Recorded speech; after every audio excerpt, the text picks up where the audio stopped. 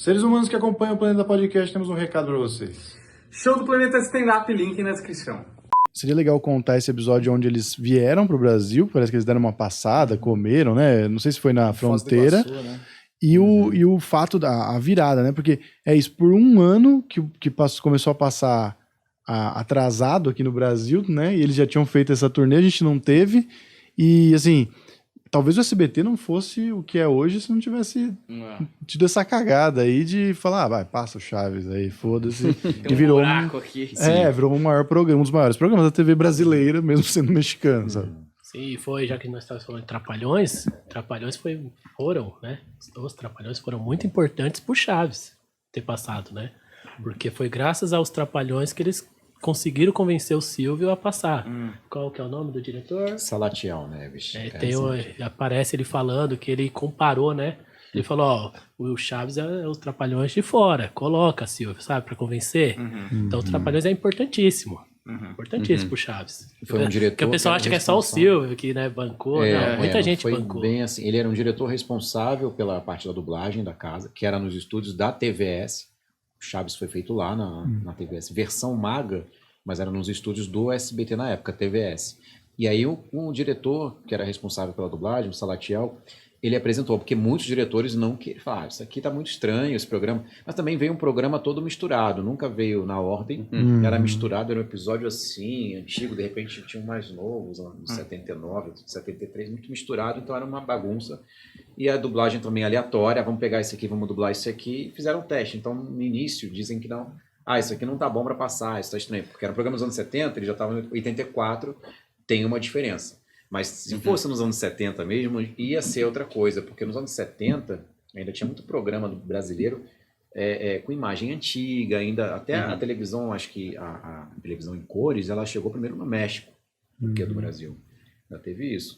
Então o pessoal na hora estranhou e tal, mas assim, para ter ido ao ar, o Silvio Santos em algum momento deu o ok, porque ele era responsável por qualquer coisa que entrasse na programação, isso é verdade, não sabe o horário, qual programa ia passar, então em algum momento ele deu o ok ali.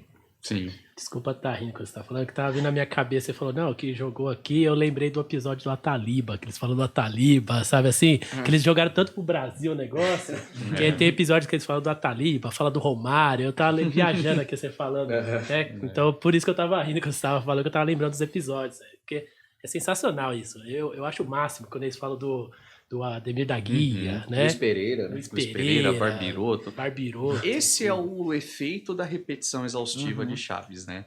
Que é isso que muitas vezes a gente fala, até do México que estava comentando. O México era exibido semanalmente um episódio novo, por isso o Roberto fazia muitos remakes. Você viu uma vez, não viu? Você ia ver a mesma história, ele adaptando com o elenco que tinha, porque às vezes umas peças já tinham saído e tudo mais.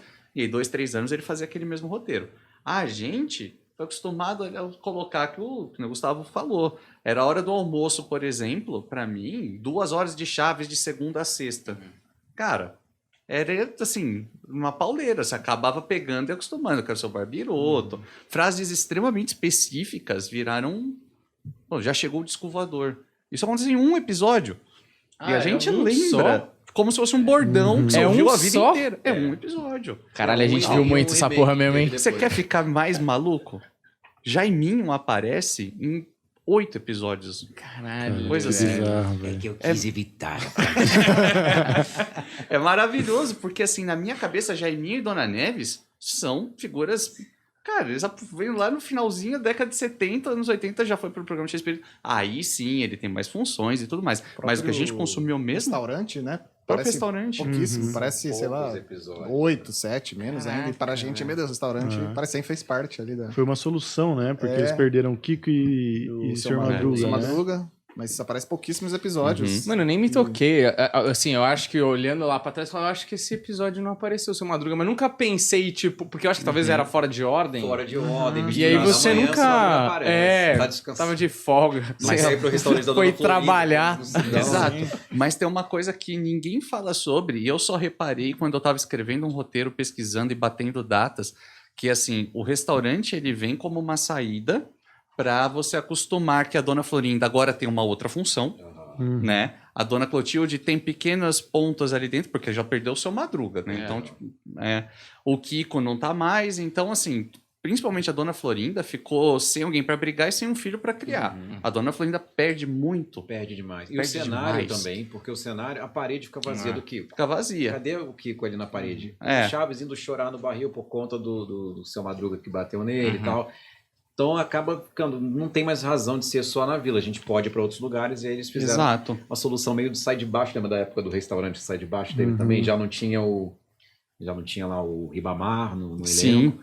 E aí eles sentiram falta, vamos fazer um outro cenário. Aí ficou na época, acho que o último ano do Sai de Baixo foi assim, era um restaurante, um bar com